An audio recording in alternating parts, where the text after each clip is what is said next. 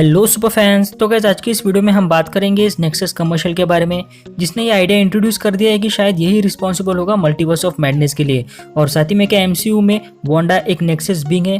लेकिन इन सब डिटेल्स में जाने से पहले आपने अगर हमारे चैनल को सब्सक्राइब नहीं किया है तो जल्दी से कर लीजिए, क्योंकि हम मार्वल और डीसी से रिलेटेड ऐसे इंटरेस्टिंग वीडियोज लाते रहते हैं। तो चलिए अब वीडियो शुरू करते हैं।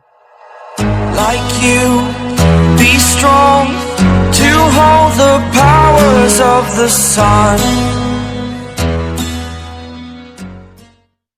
तो गाइस हमें अभी तक वांडा विजन के एपिसोड्स में जो भी सारे एड्स देखने मिले हैं वो किसी ना किसी तरह से वांडा के पास्ट ट्रॉमा से जुड़े हुए हैं। और साथ ही में एपिसोड 7 का भी एड यानी कि नेक्सस एंटी डिप्रेशन पिल भी ये भी वांडा के पास्ट ट्रॉमा से जुड़ा हुआ है, यानी कि वांडा की मेंटल हेल्थ। लेकिन यहाँ पर साथ ही में ये काफी इंपॉर्टेंट हो सकता है एमसीयू के मल्टीवर्स के फ्यूचर के लिए। जी हाँ दोस्तों, अगर हम यहाँ पर कंसिडर करें नेक्सस इस टर्म को, जो कि एक डायरेक्ट रेफरेंस है मार्वल कॉमिक्स के नेक्सस ऑफ ऑल रियलिटीज का, जो कि एक तरह का गेटवे यानी कि एक क्रॉस रोड है सारे पॉसिबल रियलिटीज का। यानी कि ये नेक्सस एक तरह का दरवाजा है जिससे कि हम किसी भी रियलिटी में आया जा सकते हैं, बिल्कुल हमारे डोरेमोन के एनीवे डोर की तरह। और यही बात शायद वो कमर्शियल में हमें एक लेडी भी कहते हुए सुना देती है, जहाँ पर वो कहती है कि बैक टू योर रियलिटी या फिर रियलिटी ऑफ योर चॉइस, यानी कि तुम जो भी चाहो जिस रियलिटी में जा सकती हो। तो शायद ये भी एक तरह का रेफरेंस है इस नेक्सस ऑफ ऑल रियलिटीज का। और कॉमिक्स में ये नेक्सस फ्लोरिडा के एवरग्लैड्स में था, तो शायद एमसीयू में अगर ये एग्जिस्ट करता है तो शायद ये वेस्टव्यू के अराउंड हो सकता है, क्योंकि उस कमर्शियल में वो नरेटर कहती है कि वर्ल्ड रिवॉल्व अराउंड यू। तो मुझे लगता है कि ये शायद इसी कॉन्टेक्स्ट में कहा गया होगा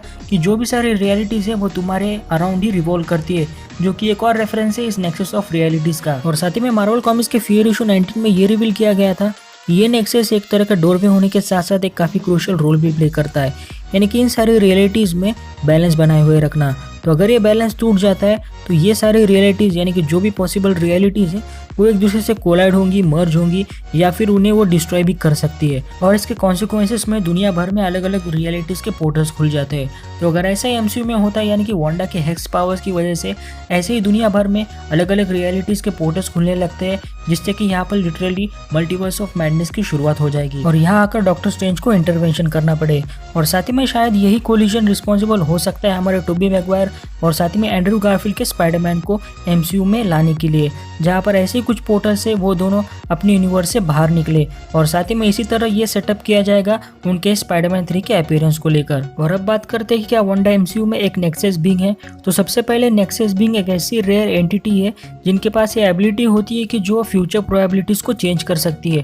तो अगर वो ऐसा करती है तो यहाँ पर यूनिवर्सल टाइम स्ट्रीम में चेंजेस हो जाते हैं और टाइमलाइन में भी गड़बड़ होती है। और इन सारी चीज़ों पर यानी कि नेक्सस बीइंग के ऊपर भी यहाँ पर टीवीए भी नजर रखती है, यानी कि टाइम वेरिएंस अथॉरिटी, जिसे हम अपकमिंग लोकी सीरीज में देखने मिलेंगे। और साथ ही में अगर हम बात करें यहाँ पर कॉमिक्स की, तो वांडा यानी कि स्कारलेट विच कॉमिक्स में एक नेक्सस बीइंग रह चुकी है। और व्हाट इफ के एक इशू में यहाँ पर वॉचर्स ने भी कहा था कि बाकी सारे नेक्सस बीइंग में से वांडा सबसे ज्यादा पावरफुल नेक्सस बीइंग है। और अगर हम बात करें कि उनके पास किस तरह के पावर्स होते हैं, तो उनके पास नेक्रोमेसी, जियोमेसी, साइकोमेट्री, सॉर्सरी और हेक्स जैसी पावर्स होती है। और साथ ही में वो किसी भी कॉस्मिक फोर्स का सामना कर सकते हैं। तो इसी बात से हम अंदाजा लगा सकते हैं कि वो कितने पावरफुल होंगे। और अब रही बात वांडा के एमसीयू में एक नेक्सस बीइंग होने की, तो इस चीज का हिंट उन्होंने कुछ साल पहले ही दे दिया था, यानी कि 2013 में एलिजाबेथ ऑल्सन ने एक इंटरव्यू दिया जिसमें उन्होंने कहा कि वो एक नेक्सस है और वो इस यूनिवर्स की एक ऐसी इकलौती ह्यूमन है जो कि बाकी यूनिवर्स के किसी भी बीइंग से कांटेक्ट कर सकती है। और जैसे कि मैंने आपसे कहा कि nexus being flow of time को अल्टर कर सकते हैं और साथ ही में वो मल्टीवर्स को बैलेंस भी कर सकते हैं या फिर उसे अपसेट भी कर सकते हैं। और जैसे कि हमें पता है कि एमसीयू में वांडा ही सबसे ज्यादा पावरफुल सुपर हीरो है, तो हम ये एक्सपेक्ट कर सकते हैं कि अगर उसे यहाँ पर रिवील कर दिया जाए कि वो एमसीयू में एक नेक्सस बीइंग है तो सरप्राइज होने की इसमें कोई बात नहीं है। और यहाँ पर शायद वही रिस्पॉन्सिबल होगी इस पूरे मल्टीवर्स ऑफ मैडनेस के लिए। तो देखते हैं कि शायद हमें अगले कुछ एपिसोड्स में, जो कि अब 2 ही एपिसोड्स बाकी है, उसमें हमें कुछ इस नेक्सस के बारे में और कुछ पता चलता है या फिर नहीं। फिर भी दोस्तों आपको इसके बारे में क्या लगता है मुझे कमेंट करके जरूर बताएं। आपको अगर ये वीडियो पसंद आए तो प्लीज़ लाइक करें, शेयर करें और ऐसे इंटरेस्टिंग वीडियोस पाने के लिए हमारे चैनल सुपर फैन को सब्सक्राइब करना ना भूलें। और साथ ही में हमारे इंस्टाग्राम पेज को भी जरूर फॉलो करें, इसकी लिंक आपको नीचे डिस्क्रिप्शन में मिल जाएगी। तो आज के इस वीडियो में बस इतना ही, चलो मिलते हैं अगली वीडियो में। तो थैंक यू दोस्तों।